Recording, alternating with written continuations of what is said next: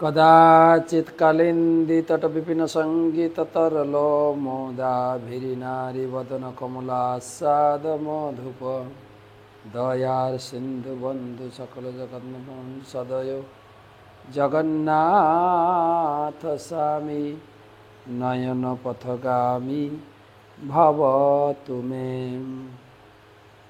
नमो ब्राह्मण देवाय गो ब्राह्मण हिताय च जगद्धिताय कृष्णाय गोविंदाय नमो नमः। नीलाचल निवासाय नित्याय परमात्मने बलभद्र सुभद्राभ्यां जगन्नाथाय ते नमः। आज के एक सुंदर काहिनी शोनाबो दयाना चोर जगन्नाथ। माखन चोर कृष्ण छिलो ना, एबारे जगन्नाथेर नाम हच्छे दयाना चोर जगन्नाथ। मन दिए शुनेन। जगन्नाथेर मंदिरे प्रति रात्रिते विग्रह समूह के शयन देওয়ার पर मंदिरेर द्वारगुली बंद करार एक विशेष प्रथा मेने चला है। प्रथाटी हच्छे विग्रह समूह থেকে যদি কোনো বস্তু যেরকম বস্ত্র অলঙ্কার ময়ূরপুচ্ছ যদি পড়ে যায় সেইটা একটা পবিত্র, আর সেই বস্তুগুলোকে পরের দিন রাজার কাছে নিয়ে যাওয়া হয়। রাজা তাকে অত্যন্ত মর্যাদা সহকারে গ্রহণ করেন এবং রাজ্যের মঙ্গল হিসাবে গ্রহণ করেন, রাজ্যের শুভ। তো কি হয়েছে, রাজা তিনি তার পার্শ্বদের নিয়ে বসে পাশা খেলছিলেন। পাশা খেলায় একদম মগ্ন হয়ে আছেন।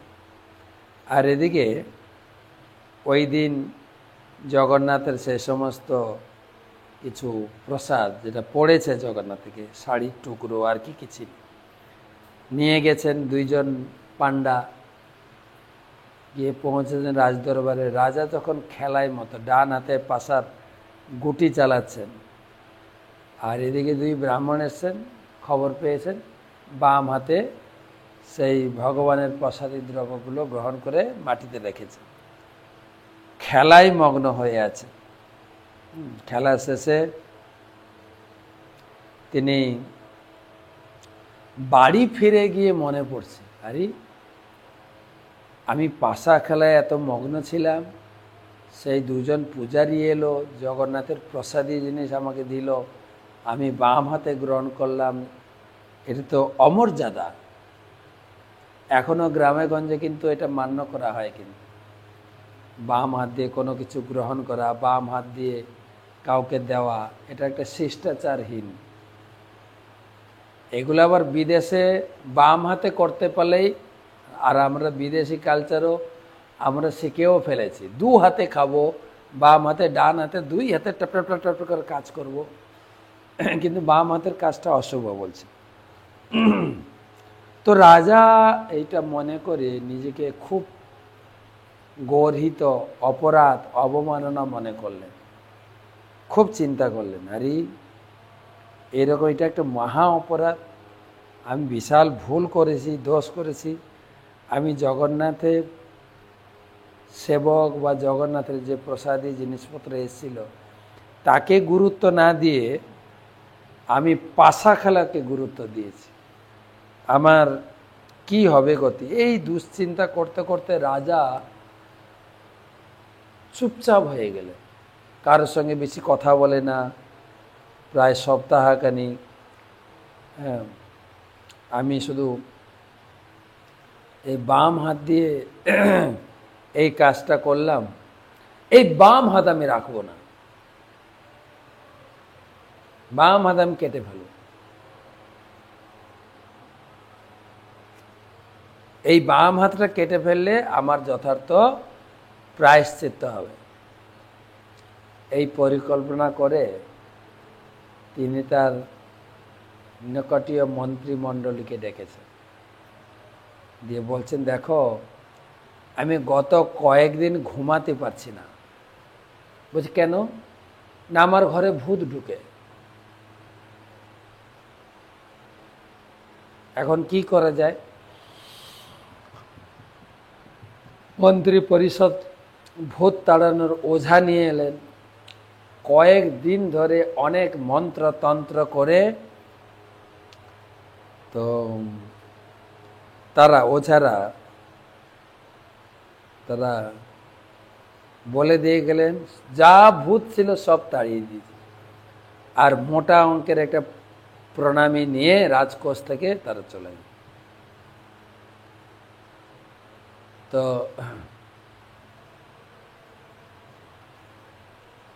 তারপরের দিন রাত্রে ঘুমিয়েছেন। মন্ত্রী এসে জিজ্ঞাসা করছেন, মহারাজ আশা করি গত রাত্রি আপনার নিশ্চিত ঘুমের মধ্যে কেটেছে। রাজা বলছে, না না, ওই তান্ত্রিকরা কিছুই করতে পারে না। আজকেও হাত ঢুকেছিল, লম্বা একটা হাত ঢুকে যায় জানলা থেকে, আমার খুব ভীষণ ভয় লেগে যায়। মন্ত্রী বললেন, সে কি? আমি নিজে আপনার ঘরে পাহারা দেব, তরোয়াল নিয়ে থাকবো, যখনই হাত ঢুকবে আমি কেটে দেব। মন্ত্রীর কথা শুনে রাজা খুব খুশি।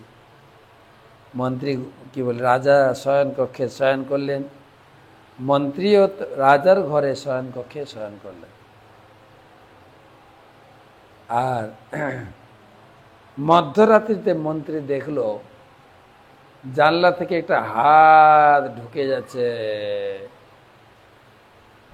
আর তখন মন্ত্রী তরোয়াল বের করে ঘেচাং করে দিয়েছে হাতটা কেটে। তো পরের দিন মানে ভোরে যখন ঘুম থেকে উঠলেন, মন্ত্রী খুশি হয়ে সে কাটা হাতটা নিয়ে রাজার কাছে গিয়ে বলেন, এই ভূতের হাতটা আমি কালকে কেটেছি। রাজা খুব খুশি হলেন, কিন্তু হঠাৎ মন্ত্রী দেখলেন রাজার বাম হাত নেই। তখন তিনি বুঝতে পারলেন এ তো রাজার হাত আমি কেটেছি, ভূত টুত কিছু না, রাজা হাত ঢুকিয়েছে, মধ্যরাত্রিতে গিয়ে হাত ঢুকিয়েছে জানলা দিয়ে, বিছানা থেকে উঠে গিয়ে বাইরে গিয়ে জানলা দিয়ে হাত ঢুকিয়ে। এই আমি কি করলাম? ভূতের পরিবর্তে আমি রাজার হাত কেটে ফেলেছি। সে আবার অনুতাপ করতে শুরু করলো, আমার জীবন নিষ্ফল, যেই রাজার অন্ন খাচ্ছে সেই রাজার হাত কেটেছি আমি, নিমক হারাম আমি কোথাকার। এই চিন্তা করতে করতে মহাপাপ করেছি, আমার কি হবে? হ্যাঁ, তখন রাজা মন্ত্রীকে বলছেন, না না না, আপনার কোনো দোষ নেই, যা হচ্ছে সব ভগবানের পরিকল্পনা। যাই হোক, মন্ত্রী সেই হাতটাকে নিয়ে জগন্নাথের যে বাগান ছিল, জগন্নাথ বল্লভ উদ্যান, সেখানে সুন্দর করে গর্ত খুঁড়ে সেখানে সমাধি দিলেন। তো খুব সসম্মানে, তারপরে অনুতাপ দগ্ধ হৃদয়ে তিনি অনেক অনুশোচনা করতে করতে করতে করতে মন্ত্রী বাড়ি ফিরলেন। কি করলাম আমি, রাজার হাত কাটলাম। তো রাজা তার বাম হস্ত হারিয়েছেন। আর এমনি মন্দিরে একটা নিয়ম, অঙ্গহীন ঠাকুরের পূজা করতে পারবে না, অঙ্গহীন। হ্যাঁ, বা কোনো রোগ ব্যাধি, হ্যাঁ, কোনো একটা আঙ্গুল নেই বা কোনো শরীরের অঙ্গ নেই, সে সেবা করতে। তাই রাজা ভগবানের সেবা থেকে বঞ্চিত হয়ে গেল। তাই রাজার হয়ে একজনকে সেবায় নিয়োগ করার, তার নাম হলো মুদিরথ। রাজা ভগবানের সেবা থেকে বঞ্চিত হয়ে অত্যন্ত কাতর হয়ে পড়লেন। সেজন্য তখন থেকে তিনি জগন্নাথ বল্লভে গিয়ে কিছু ফুল সংগ্রহ করে জগন্নাথের জন্য মালা তৈরি করে জগন্নাথের সেবায় পাঠাতেন। এটাই ছিল তার সন্তোষ। রাজা যখন একদিন বাগানে ফুল তুলছিল, তখন দেখছে বাগানের একটা সাইড থেকে অত্যন্ত সুগন্ধ আসছে। গাছ সুগন্ধের অনুসন্ধান করে যখন পৌঁছে দেখে নতুন গাছ, ফুল নয়, গাছের থেকে সুগন্ধটা আসছে। তো মালিকের জেগে জিজ্ঞাসা করলেন, এটা কি গাছ, কি গাছের নাম কি, কোথা থেকে নিয়ে এসছো, কবে লাগিয়েছো? মালি তো বলছে, আমি নিজেই জানি না গাছটা কোথা থেকে এলো, তার নাম আর কি বলবো, আমি নতুন দেখছি। কি সৌন্দর্য, কি সুগন্ধ।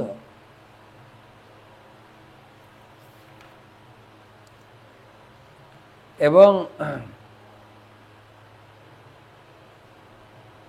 এত সুগন্ধ, কে যেন তার ডালপাটা কেটে নিয়ে যাচ্ছে।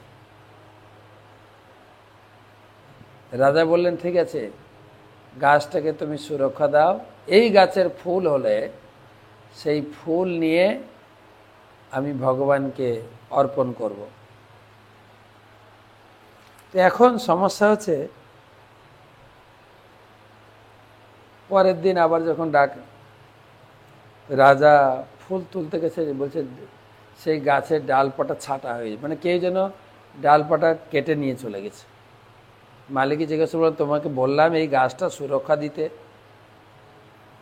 গাছটা কে কাটছে, কে ছিঁড়ছে? মালিক বলছে, আমিও জানি না। ঠিক আছে, কালকে আমি দেখবো, সতর্ক। ধরতেই পারো না, কেউ বাগানে ঢুকে নিয়ে কিছু না, কিন্তু গাছটা এরকম ছিঁড়ে ছিঁড়ে ডালপাটা ছেটে নিয়ে যাচ্ছে কি। আর এই কথা শুনে রাজা তো খুব খুব রেগে গেছে। তোমাকে বললাম এটাকে পাহারা দিতে, তুমি ডালপাটা ছাটো আর তুমি কিছু বলছো না। বলে চৌকিদারকে ডেকে মালিকে ধরে নিয়ে জেলে পুরে, মিথ্যুক কথা, তোমার শিরচ্ছেদ করব, মানে মাথাটা কাটবো। আর কি করবে, তাকে জেলে রাখা হয়েছে। জেলে বসে মালি তো জগন্নাথকে ডাকতে শুরু করেছে, হে প্রভু জগন্নাথ, আপনার চরণ কমলে আশ্রয় গ্রহণ করে আমি নিষ্ঠার সঙ্গে আমার কর্তব্য পালন করেছি, কিন্তু আমি তো ডালপালা তো কাটিনি, বিনা দোষে আমাকে কেন দণ্ডদান করা হচ্ছে? আমি আপনার বাগান ভালোভাবে পাহারা দিচ্ছি, তো বিনা দোষে কেন দণ্ডদান করা হলো? এই বলতে বলতে জগন্নাথকে প্রার্থনা করছেন, আমি তো অন্যায় করিনি, প্রভু এটাই কি আপনার অভিলাষ? কোনো কি বলে অপরাধহীন ব্যক্তিকে শাস্তি দেওয়া, দণ্ড দেওয়া? জগন্নাথ তার প্রার্থনা সাড়া দিলেন, তিনি ওখান থেকে রাজার কাছে চলে গেলেন। রাজার স্বপ্নে গিয়ে বলছে, হে রাজন, তুমি কেন মালিকে সেই কারাগারে বন্দি করো? সে তো নির্দোষ। এই যে গাছটা ডালপালা হারিয়ে যাচ্ছে, সে তো নির্দোষ, সে তো হারাচ্ছে, সে তো কাটছে না কোনো কিছু করছে। তোমার মতো সেও ভক্ত। আসলে শোনো কাহিনীটা, এই গাছের ফুলগুলি বা ডালপালা এত সুগন্ধ, তুমি তো আশা করছিলে যে এই গাছের ফুল আমি প্রভুকে অর্পণ করব, আর এবং তুমি গাছটার নামই জানতে না, কিন্তু এই পুষ্প আমার খুব প্রিয়। কেন বলছি শোনো, তোমার অপরাধের প্রায়শ্চিত্ত স্বরূপ মন্ত্রী তোমার বাম হাত কেটে দিয়েছে, আর এরকম ভুল করে মন্ত্রী ওই হাতটি উদ্যানে সমাধিস্থ করেছে। আমার প্রতি তোমার ভক্তির কারণে এই স্থানে হস্তটি প্রথিত হয়েছে, আর সেই হাত থেকে এই গাছ উৎপন্ন হয়েছে। এই গাছের নাম দয়ান গাছ। দয়ান মানে দয়া, কৃপা।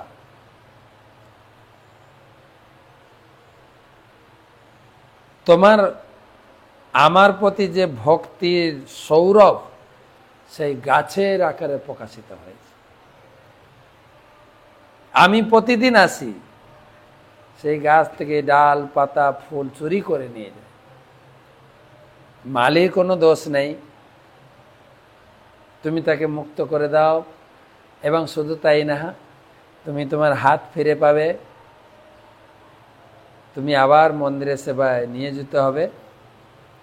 আর আরেকটা কথা শুনো, কালকে হচ্ছে চৈত্র মাসের শুক্লপক্ষের চতুর্দশী তিথি। তো আগামীকাল আমি নিজে সেই মালির হাতে দয়ান দিয়ে আমি সাজতে চাই। মালি যেন আমাকে সুন্দর করে সাজায়। আর প্রতি বছর এই তিথিটা পালন করবে যে আমি দয়ান চোর লীলা করে সেই দয়ান দিয়ে নিজেকে সাজব। এই কথা বলে জগন্নাথ স্বপ্ন থেকে অন্তর্ধান হয়ে গেলেন।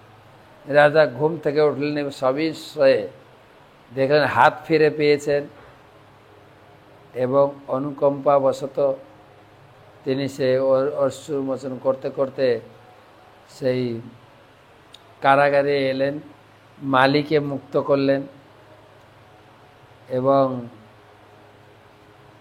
দুজন মিলে পরের দিন জগন্নাথকে সেই চতুর্দশী তিথিতে সেই দয়ান গাছ দিয়ে সুন্দর করে ভগবানকে সাজানো হলো। তারপর থেকে জগন্নাথ বল্লভ উদ্যানে প্রভুর এই দয়ান চুরি উপলক্ষে উৎসবটি অনুষ্ঠিত হয়ে আসছে। চৈত্র মাসের শুক্লপক্ষের চতুর্দশী তিথিতে ভগবান জগন্নাথ এবং বলরামের উদ্যানে নিঃশব্দে আগমন এবং দয়ান বৃক্ষের পুষ্পপত্র চুরি করে আত্মগোপন করে থাকেন। অর্থাৎ জগন্নাথের দয়ান চুরি লীলা অনুষ্ঠিত হয়ে থাকে প্রত্যেক চৈত্র মাসের শুক্ল চতুর্দশী তিথিতে। জগন্নাথের কত লীলা, কালকে এটা আর একটা কাহিনী শোনাবো। গর্ব গঞ্জন জগন্নাথ। ভক্তের যদি কখনো গর্ব অহংকার হয়, ভগবান সেটা তার ছলে বলে লীলার মাধ্যমে সেই গর্ব অহংকার মোচন করেন। কালকে শোনাবো। এখন একটু ভাগবত পড়ি।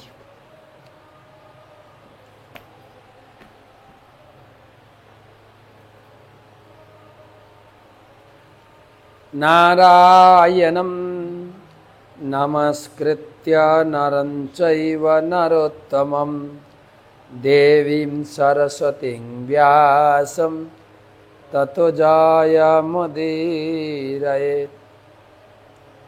নমো বিষ্ণুপাদায় কৃষ্ণপৃষ্ঠায় ভূতলে শ্রীমতে ভক্তিবেদান্ত স্বামিনিতি নামিনে। নমস্তে সারস্বতে দেবে গৌরবাণী প্রচারিণে নির্বিশেষ শূন্যবাদী পাশ্চাত্য দেশতারিণে। নমো বিষ্ণুপাদায় কৃষ্ণপৃষ্ঠায় ভূতলে শ্রীমতে জয়পতাকা স্বামিনিতি নামিনে। নমো আচার্যপাদায় নিতাই কৃপাপ্রদায়িনে গৌরকথা ধামদায় নগরগ্রামতারিণে। জয় শ্রী কৃষ্ণ চৈতন্য প্রভু নিত্যানন্দ শ্রী অদ্বৈত গদাধর শ্রীবাসাদি শ্রী গৌরভক্তবৃন্দ। হরে কৃষ্ণ কৃষ্ণ কৃষ্ণ হরে হরে, হরে রাম রাম রাম হরে হরে। ওং নমো ভগবতে বাসুদেবায়। ওং নমো ভগবতে বাসুদেবায়। ওং নমো ভগবতে নারায়ণং নমস্কৃত্য নরং চৈব নরোত্তমং দেবীং সরস্বতীং ব্যাসং ততো জয়মুদীরয়ে। তমাদিদেবং করুণানিধানম তমালবর্ণম সুহিতাবতারম অপার সংসারম সমুদ্র সেতুম ভজামহে ভাগবত स्वरूपम। ग्रंथराज श्रीमद् भागवत महापुराण की जय। पंचम स्कंध चतुर्दश अध्याय आजकेर आलोचना सप्तत्रिंशति श्लोक थेके। आमरा এই অধ্যায়ের শেষের দিকে এসে গেছি। আর হয়তো একটা ক্লাস হবে। তো 37 শ্লোক থেকে আলোচনা। एवं वितव्यतिसंग विवृद्ध वैरानु बंधपि पूर्ववासनया मिथ उद्वहत्यथापवहति। अनुवाद। परस्परेर प्रति शत्रु भावापन्न हवा सत्त्वेও बारबार तादेर बासना चरितार्थ करार जन्य तारा विवाह करे। दुर्भाग्यवशत तादेर विवाह दीर्घस्थायी हय ना, विवाह विच्छेद इत्यादिर द्वारा सम्पर्क छिन्न हय। तार माने तखनो विवाह विच्छेद छिलो जड़भरतेर कथा अनुयायी। आरेकटा कथा बला हच्छे बार बार तादेर प्रति शत्रु भावापन्न हওয়া सत्त्वेও आबार बिये करे, बार बार बिये करे। शत्रुता है ना, विवाहटा भांगे कि करे। स्त्रीर संगे झगड़ाझाटी होते होते शशुर बाड़ी पर्यन्त पहुँचाय, तखन एकटा पर्याये पहुँचे जाए जे आमी तोमार संगे थाकबो ना। शशुर बाड़ीर लोक हयतो उकिलेर काछे आवेदन करे जे आमी विवाह विच्छेद चाइछि। হয়তো অন্যান্য ধর্মে এতটা কঠোরতা নেই, তালাক তালাক তালাক বলে 3 তালাকে এখনো নিয়ম চেঞ্জ হচ্ছে, চেঞ্জ হয়েছেও, আর তালাক দিতে পারবেন না। হিন্দুদের কিরকম শত্রুতা, হয়তো ঠিক আছে দুজন দুজনে মিলছে না, দুজন আলাদা হয়ে যাবে না। আলাদা হলে তো ও স্ত্রী তা বলবে তো শাস্তি দেওয়া হলো না, ও তো আরেকটা বউ নিয়ে আসবে। সেজন্য খরপোশ চেয়ে বসে কোর্টে আপিল করে, আমার সারা জীবনের খরপোশ দিতে হবে। আবার যদি বাচ্চা থাকে বাচ্চারও পড়াশোনা সব দিতে হবে। এইটা নিয়েও লড়াই চলে। লাস্টে অনেক সময় মেয়ে পক্ষ জিতে যায়, আবার বিয়ে করে, আবার বিয়ে করে।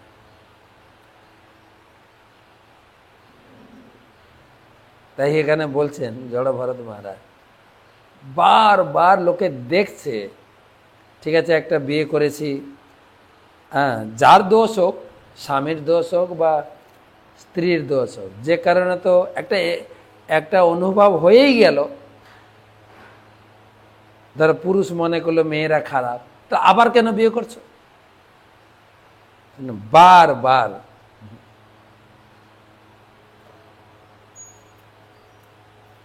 প্রপাত লিখছেন কে কাকে প্রতারণা করছে জানা নেই, কিন্তু এখানে বোঝা যাচ্ছে যে প্রতিটি বদ্ধজীবের প্রতারণা করার প্রবণতা রয়েছে, এমনকি বিবাহতেও।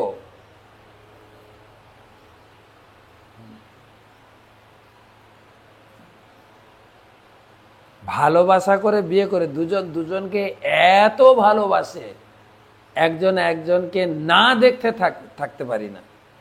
সব সময় চোখে চোখে, মোবাইলে ওর ফটো থাকবে, যদি আমি পুরুষ হয়ে থাকি আমার সেই প্রিয়ার ফটো থাকবে, বা স্ত্রী হলে তার সে তার তার লাভার যাকে সে ভালোবাসে তার ছবি থাকবে, মোবাইল স্ক্রিনে, ল্যাপটপের স্ক্রিনে, সব জায়গায় তার ফটো থাকবে। পরে আবার চেঞ্জ হয়ে যায়। জড়জগতের সর্বত্রই বদ্ধজীবেরা পরস্পরের প্রতি ঈর্ষা পরায়ণ হয়ে ওঠে, এমন পর্যায়ে চলে যায় দুজন দুজনকে দেখে ছাড়ব। কিছু কালের জন্য মানুষের মধ্যে বন্ধুত্ব হয়, আবার শত্রুত্ব হয়ে যায়। ধন সম্পদ নিয়ে ঝগড়া করে, কখনো কখনো তারা বিবাহ করে, আবার বিবাহ বিচ্ছেদের সেই সম্বন্ধ ভেঙে যায়। কাল একসঙ্গে থাকতে দেয় না, সব আলাদা। এবং উভয়ের প্রতারণার জন্য সারা জীবন ঈর্ষান পরায়ণ হয়ে থেকে যায়। এমনকি কৃষ্ণ ভক্তির পথেও জড়জাগতিক প্রবৃত্তির প্রাধান্যের ফলে শত্রুতার সৃষ্টি হয়েছে। প্রভুপাদ লিখছেন, ভক্তির পথে থেকেও মানুষ বিয়ে করার পরেও তাদের ভিতরে ভুল বুঝাবুঝি, ছাড়াছাড়ি হচ্ছে।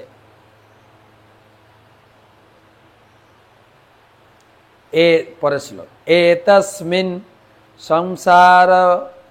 সংসারাধ্বনি নানা ক্লেশ উপসর্গ বাধিত আপন্ন বিপন্ন যত্র যস্তমু হ বাবে তরস্তত্র বিসৃজব জাতমুপাদায় শোচন মুহ্যন বিভ্যদিব্দন ক্রন্দন সংহৃষ্যন গায়নহ্যমান সাধুবর্জিত নৈবার বর্ততে অদ্যাপি যত আরব্ধ এষ নরলোক স্বার্থ যমধ্যন পারমুদদিশন্তি।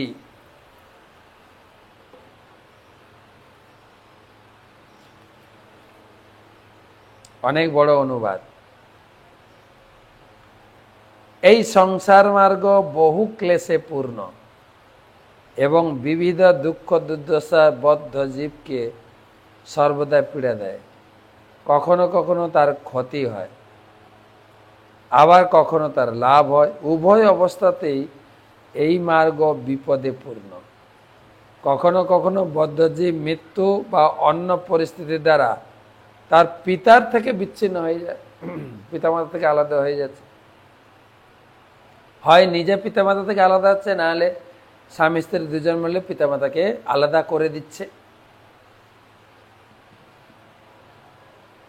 আর পিতামাতা কি করে, যদি দুই ছেলে মেয়ে বা 3-4টা ছেলে মেয়ে হয়, এর কাছে 1 মাস, ওর কাছে 1 মাস, ওর কাছে ঘুরছে।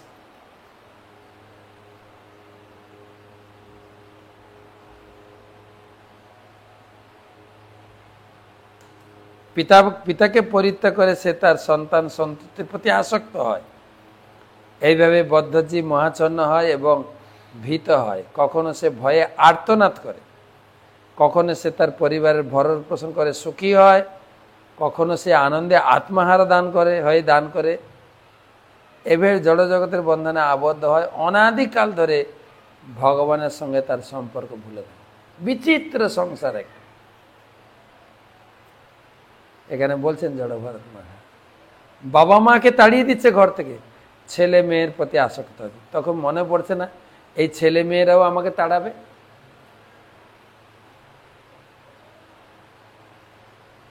একটা বাড়িতে বয়স্ক লোক ছিল, বুড়ি, তাকে বাড়িতে একসঙ্গে খাওয়াতো না। তার জন্য একটা মাটির খোলা পাত্র ছিল, মানে ওটাতে দিয়ে বারান্দায় বা ঘরের বাইরে দেওয়া।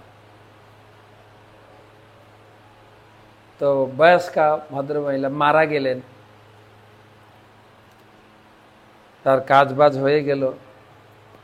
সেই বাড়ির ছেলে, বাচ্চা ছেলে, ওই যে ঠাকুমাকে খেতে দেওয়া হতো ভাঙা মাটির পাত্রে, কোনো হাঁড়ি বা কলসি ভেঙে দিয়ে যে যতটুকু বাঁচে, সেটা ধুয়ে টুয়ে ভালো করে গুছিয়ে রাখছে।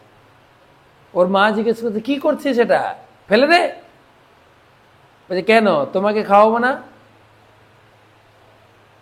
তোমাকে কিসে খাওয়াবো? এটা ফেলে দিলে, এটাই রেখে দিই। ছেলে বুঝে নিয়েছে মানে বয়স হয়ে গেলে এইরকমই খেতে দিতে হয়, শিখলো। ওর মাথায় গেঁথে গেছে এইরকম বয়স্ক লোককে এইভাবেই হয়তো খেতে দিতে হয়। তখন মায়ের টন্নমূর্ছারি, এ কি বলছে, আমাকে ওইতে খাওয়াবে? এই হচ্ছে আমাদের পরিস্থিতি। আমরা আমাদের গুরুজনদেরকে পাত্তা দিই না, তাদের প্রতি নির্যাতন অত্যাচার, আসক্ত হয়ে যায় নিজের বাচ্চাদের। বাচ্চারা দেখছে না কি হচ্ছে বাড়িতে? ওরা কি বোকা?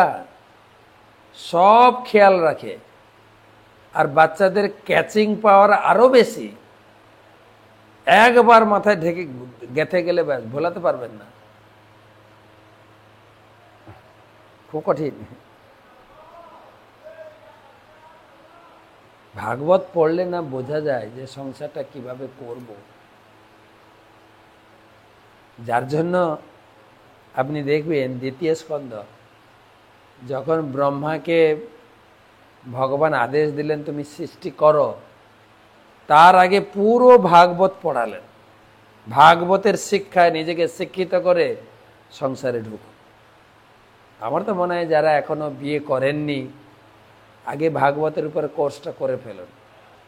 আমি প্রতিদিন 3-4টা শ্লোক পড়ছি, কিন্তু আমাদের একটা কম্প্যাক্ট কোর্স আছে যেটা 3 মাসে পুরো ভাগবতম, 5 মাস লাগছে এখন, পড়িয়ে দেওয়া হবে। গীতা 3 মাসে পড়ায়, ভাগবতে 6 মাস লেগে যায়। তার কিছু প্রেজেন্টেশন থাকে, তবে বোঝা যাবে। বা অ্যাটলিস্ট যারা বিয়ে করে ফেলেছি, ভাগবতটা পড়ে সংসার সুন্দরভাবে করতে পারবে। ভালো মন্দ খুঁটিনাটি সব ভাগবত শেখাবে।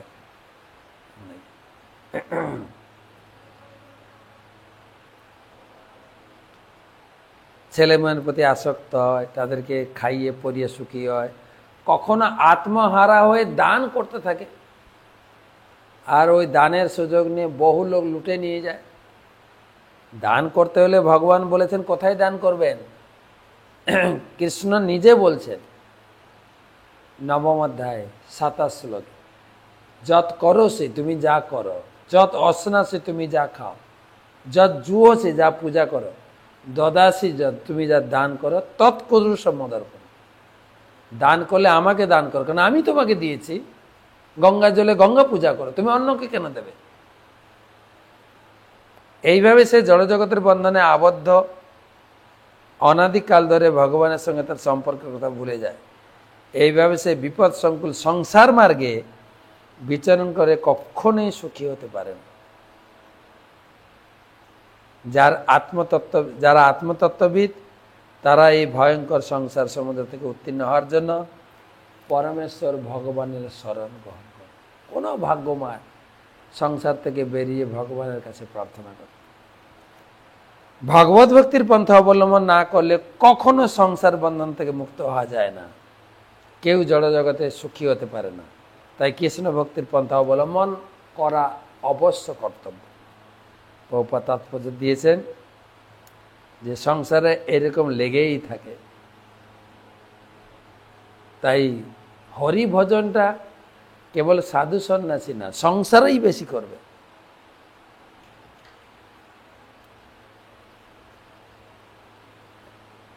তাই সংসারীদের প্রতি নির্দেশ, সাধু সঙ্গ সর্বশাস্ত্রে কয়, লবমাত্র সাধু সঙ্গ। সংসারে থাকলেও কোনো অসুবিধা নেই, সাধুকে ডাকুন। বাড়িতে পরিবার, আত্মীয় স্বজন, পাড়া পড়োশি মিলে ভাগবত শুনুন, ভাগবত ধ্যান করুন। তাহলে কি হবে? সর্বসিদ্ধি, আপনার যা পাওয়ার ছিল, যা দেখার ছিল, যা করার ছিল, সব সিদ্ধি লাভ। প্রভুপাদ বলছেন এইরকম সাধু সঙ্গের সুযোগ ইস্কন দিচ্ছে। আরো অনেক সাধু আছে, এই গৌড়ীয় সাধু ছাড়া বাকি লোকের মঙ্গল করতে পারে না। লাল কাপড় অনেক লোক পরেছে, নিজেদের মঙ্গল নেই, নিজেরা হরির সঙ্গে যুক্ত নয়। যদি ডাইরেক্ট হরি সেবায় যুক্ত থাকেন, আপনি লোকের উপকার করতে পারবেন। কিবা জ্যোতি সতী কিবা নিচ জাতি, যে হরি নাহি ভজে, ভবে জনমিয়া জনমিয়া রৌরবে পরিমল। আপনি অনেক বড় সন্ন্যাসী হতে পারেন, সতী নারী হতে পারেন, যদি হরি ভজন না করেন আপনাকেও নরকে যেতে হবে। হরি কেবল আটকাতে পারে নরক থেকে। পরে ছিল যদিদম যোগানুশাসনম নবা এতদ্বরদ্ধতে জন্যস্তদণ্ডা মুনয় উপশমশীলা উপরতাত্মনা সমবগচ্ছন্তি। অনুবাদ: সমস্ত জীবের সহিত পরমাত্মা সমস্ত জীবের সহিত মহাত্মারা শান্ত চিত্ত, যারা ভগবানের ভক্ত, তারা তাদের মন ইন্দ্রিয়গুলিকে বশীভূত করেছেন। তারা অনায়াসে ভগবত ধামে ফিরে যাওয়ার মুক্তির প্রাপ্ত হন। দুর্ভাগ্যবশত সংসার আসক্ত মানুষেরা তাদের সঙ্গ করতে পারে, তা চিনতেই পারে না। সাধুদের মহৎ চরিত্র, যেরকম রহুগণ এই মহান ভাগবত জড় ভরতকে চিনতেই পারে না। এই শ্লোকে বলা আছে সংসার বন্ধন থেকে মুক্ত হতে গেলে সাধু সঙ্গ করতে হবে। আর এই সাধু সঙ্গ পাওয়া অত্যন্ত দুর্লভ। অনেক সাধু আছে লাল কাপড় পরে ঘুরে বেড়াচ্ছে। ভক্তিবিনোদ ঠাকুর বলছেন, কেন ভণ্ডামি করছো দুনিয়াতে তোমরা লাল কাপড় পরে? ঘরে বসে বাউল হও রে ভাই, কেন করবি দুষ্ট আচরণ? দুষ্টুমি সব। লাল কাপড় পরে গাঁজা খাচ্ছে, লাল কাপড় পরে কি না, আরেকজন সেবাদাসী নিয়ে ঘুরছে। মহাপ্রভু দিয়েছেন, মহাপ্রভু আচার্যগণ বলেছেন, সাধু পাওয়া বড় কষ্ট জীবের জানিয়া, কৃষ্ণ স্বয়ং গৌর সাধু গুরু রূপে আইল নদিয়া। ভগবান নিজে সাধু রূপ ধরে তিনি সঙ্গ দিয়ে গেছেন, সন্ন্যাসী শ্রী চৈতন্য মহাপ্রভু। তিনি বলে গেলেন, কলিযুগে ধর্ম করতে গেলে আপনাকে যে সন্ন্যাসী ব্রহ্মচারী হতে হবে তা না। আপনি যেখানে থাকুন, যে আশ্রম আপনার সুবিধা, ঘরে থেকেও 3টা কাজ সবাইকে করতে হবে। বলো কৃষ্ণ, কৃষ্ণের নাম, ভজ কৃষ্ণ, কৃষ্ণের পূজা, কর কৃষ্ণ শিক্ষা, গীতা ভাগবতম পাঠ। করছে কি? সেরকম সাধু বেছে নেন আপনি, তার সঙ্গ করবেন। আবার না, কিছু সাধু বলছেন ভগবান টগবান কোথায়, মানুষের মধ্যেই ভগবান। জীবে প্রেম করে যেই জন সেই জন সে বিশেষ। জানি না জীবে প্রেম করছে নাকি খাওয়া দাওয়ার জিভ ভাতে প্রেম করছে, যা সে খাও, কোনো বাদ বিচার নেই। 40 আরেকটা শ্লোক পড়ি। যদ্যপি দিগ্ভাজয়িন যজিন্ন যে বৈ রাজর্ষয় কিন্তু পরমৃধে শরীরন্যসামেব মমেয়মিতি কিতবৈরানুবন্ধায়ম বিসৃজ্য স্বয়মুপসংহৃতা। বহু রাজর্ষি ছিলেন যারা যজ্ঞ অনুষ্ঠানে অত্যন্ত পারদর্শী, দিগ্বিজয়ী বীর ছিলেন, কিন্তু এত শক্তিশালী হওয়া সত্ত্বেও তারা ভগবত ভক্তি লাভ করতে পারেনি। তার কারণ হচ্ছে তারা মহান রাজার দেহাত্মবোধী ভ্রান্ত ধারণা জয় করতে পারেনি। তার ফলে তারা অন্য রাজাদের সঙ্গে শত্রুতা সৃষ্টি করেছেন, তাদের সঙ্গে যুদ্ধ করে জীবনের প্রকৃত উদ্দেশ্য সাধন না করেই মৃত্যুবরণ করেছে।